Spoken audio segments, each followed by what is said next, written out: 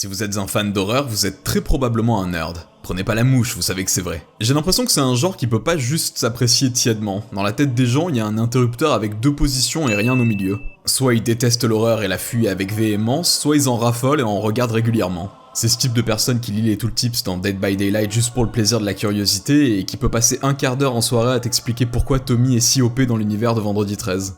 Là où je veux en venir, c'est que l'horreur est un genre extrêmement codifié et rempli de conventions narratives.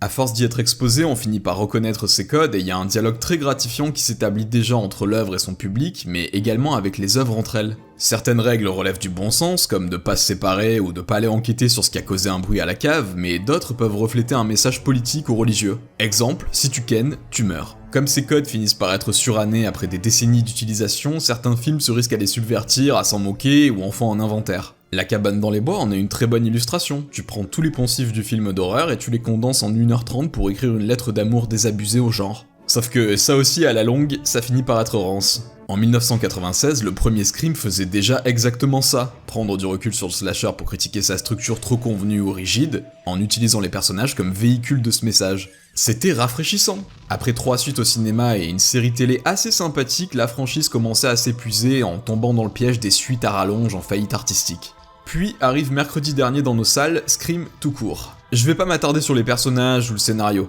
C'était rien d'exceptionnel, mais c'était pas une purge non plus. Si on me demande si j'ai passé un bon moment, je dirais que j'ai passé un moment.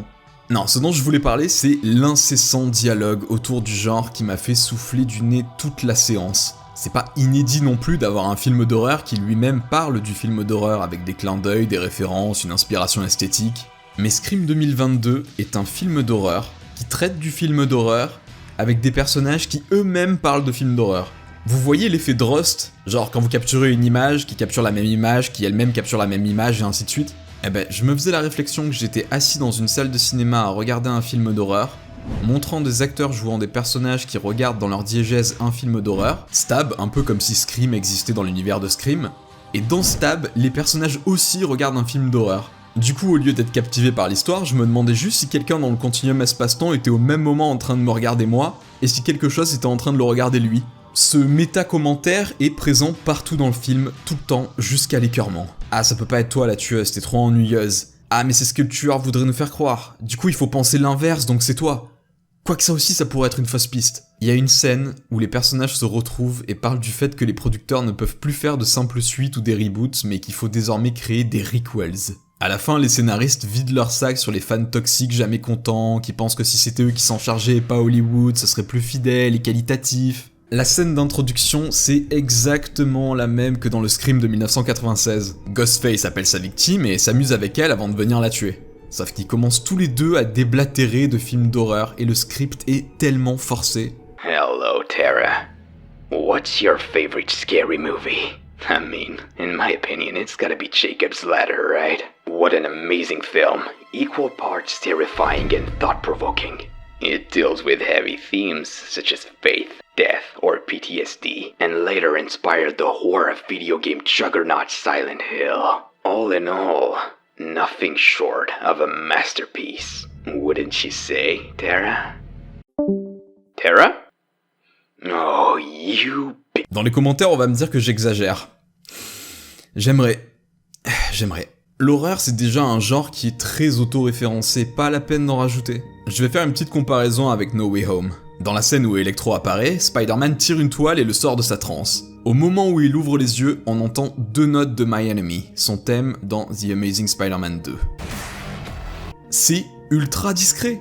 Si tu sais de quoi il s'agit, tu souris. Si tu sais pas, t'as rien raté et tu passes à la suite. Mais t'as pas Jamie Foxx dans le siège d'à côté qui te met des coups de coude toutes les 2 secondes? Eh, alors? T'as capté? My Enemy, le clin d'œil, la nostalgie, tout ça? Oui, Scream, j'ai compris. Tu es un film d'horreur fait par des personnes qui connaissent la franchise et aiment le genre. Moi aussi j'aime ça, c'est pour ça que je suis là en fait. Ça existe pas quelqu'un qui se retrouve par hasard à une séance d'un film d'horreur. Arrêtez de me donner la béquille, c'est insultant. À un moment, l'héroïne de la saga, Sydney, sort littéralement la réplique « J'ai déjà vu ce film ». Oui, moi aussi Sydney.